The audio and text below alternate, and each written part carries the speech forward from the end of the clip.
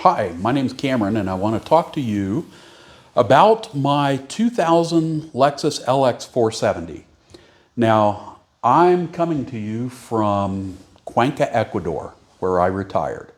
The truck is in Longmont, Colorado with my son.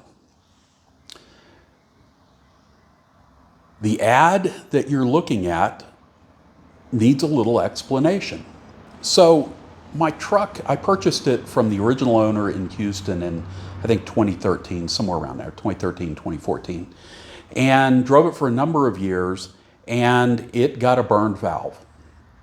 Don't know how or why that happened. These engines are the definition of robust. If you're looking for a 100 series, you know that.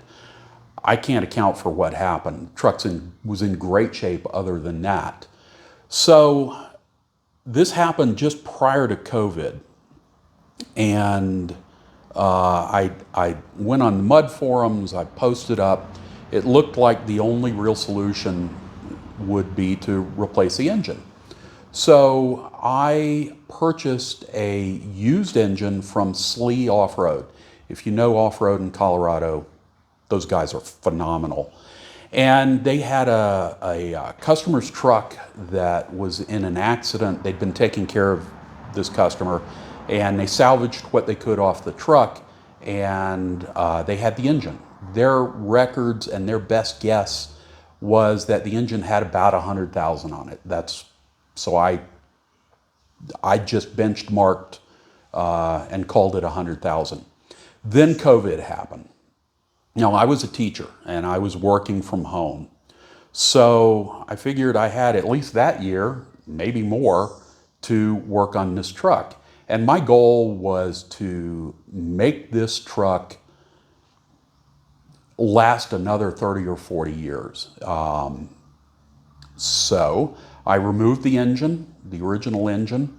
I had the donor engine on a stand, and while I had the engine bay empty, I figured I'm going to do everything I can in the engine bay area that will be, it'll be the best opportunity ever for not just preventative maintenance, but to upgrade and put new parts in that are difficult to get to.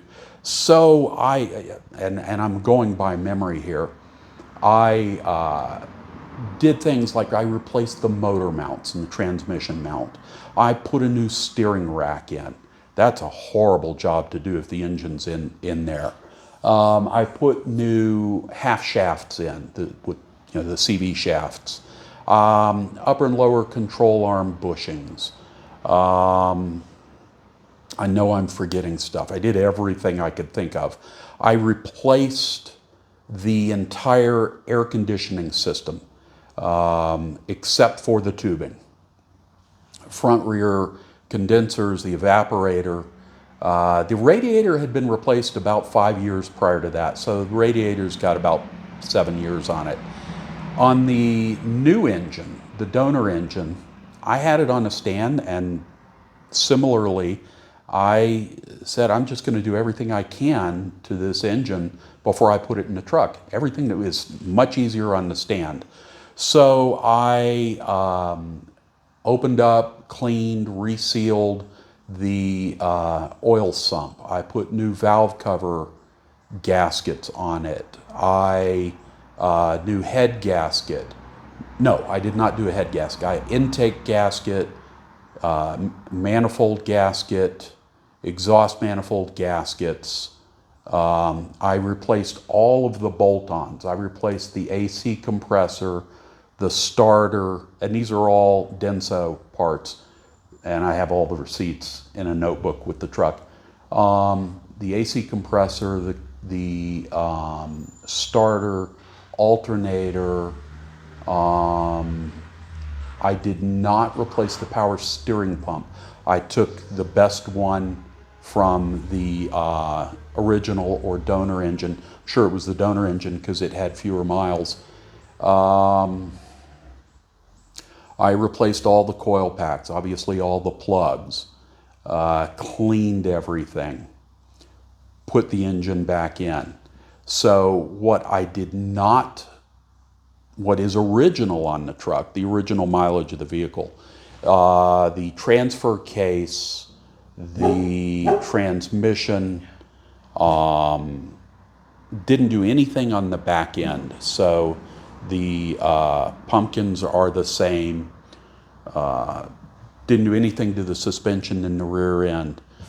I put new tires on it. Replaced the leather interior, the front and second row of seats. Used L-Seat from the internet, had that professionally installed. Had the windows retinted. I upgraded the head unit, so it's a Kenwood sat nav, satellite radio, CD. Let's see, what else? Oh, when I had the leather redone, I replaced the seat heaters. So those are new. And when I say new, let me be really clear. After I finished all of this work on the truck, I took it to be checked out by my local mechanic. He gave it a thumbs up. I was a teacher, like I said, and I had 2 years working at home to do all this work. Drove it to Florida for the summer. This would be the summer of 22. Came back, and in October of 22, I lost my vision. I'm 80% blind. Point being, I couldn't drive anymore.